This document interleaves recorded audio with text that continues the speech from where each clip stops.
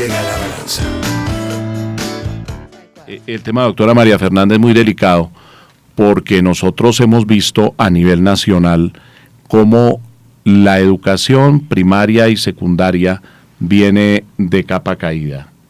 Poco a poco hemos visto y la calificación muy mala que hemos obtenido en las pruebas PISA nos demuestra y en 2 años sucesivos que este tema tiene que ser tratado por el Estado en su conjunto, porque están saliendo muy mal preparados los estudiantes, y uno lo ve en las universidades.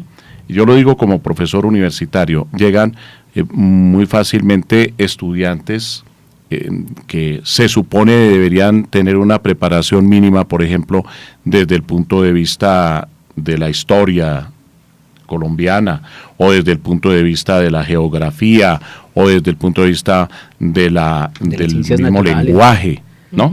Y resulta que están pésimamente preparados. Entonces hay motivos para que se preocupen no solo la administración nacional, sino también las administraciones a nivel de los municipios y de los departamentos.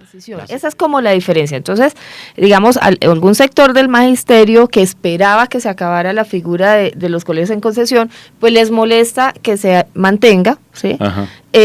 Por otra parte, quienes han ensalzado también el hecho de que los privados operen la educación pública, entonces les molesta que se reduzca el número de colegios en concesión, e ir por el camino intermedio es el más difícil, porque molesta a tirios y a troyanos. A unos y a otros, entonces, pero a mí me parece que ese camino por el que optó la administración es razonable, nos va llevando gradualmente a la meta que queremos, que es que la educación pública sea la de mejor calidad, y sea universal, entonces sin poner en riesgo hoy a casi 30.000 estudiantes que pertenecen a esos 17 colegios y que están recibiendo una educación de óptima calidad. Es indispensable que también nos disciplinemos un poco en Bogotá, retomemos algo de lo que se había conseguido en la época del alcalde Mocus. Del alcalde Mocus, con su simbología y esa cultura ciudadana. Claro. Sería importante retomar. Por hoy hay una indisciplina total de conductores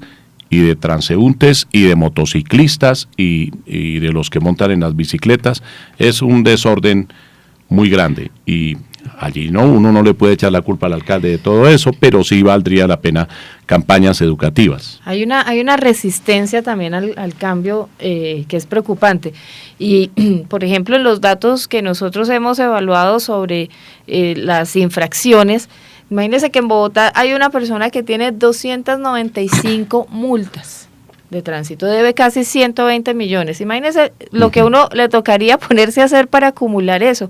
Y está ocurriendo que digamos, seguimos en una línea de no acatar las normas de tránsito, además con un problema muy grande que tenemos en este país.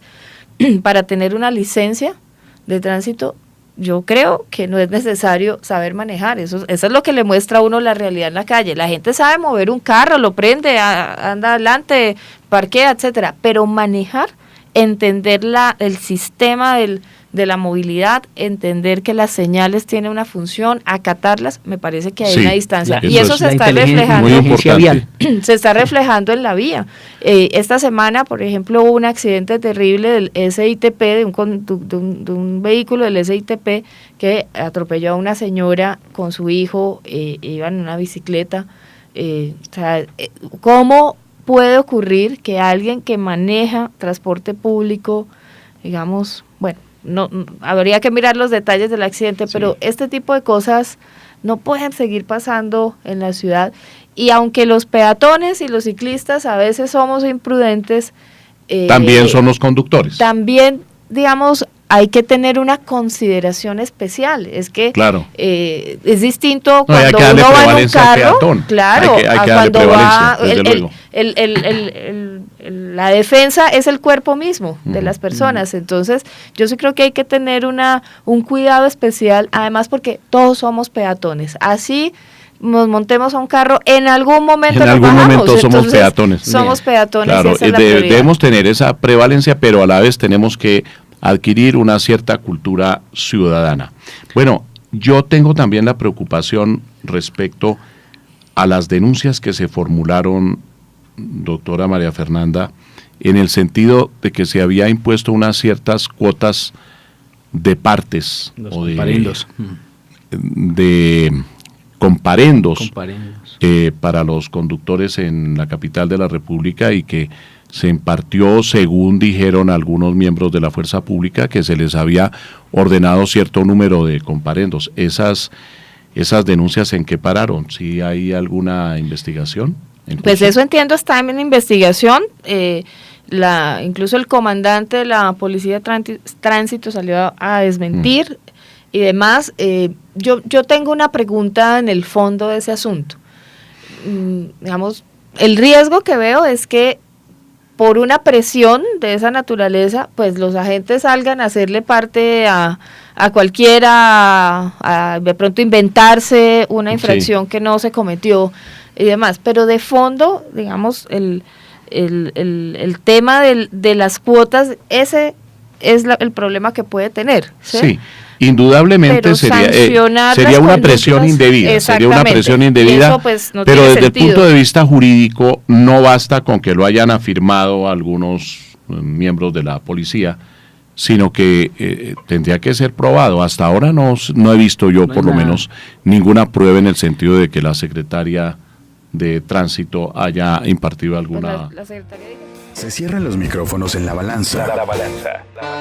Los esperamos el próximo domingo para debatir los hechos que son noticia en el país.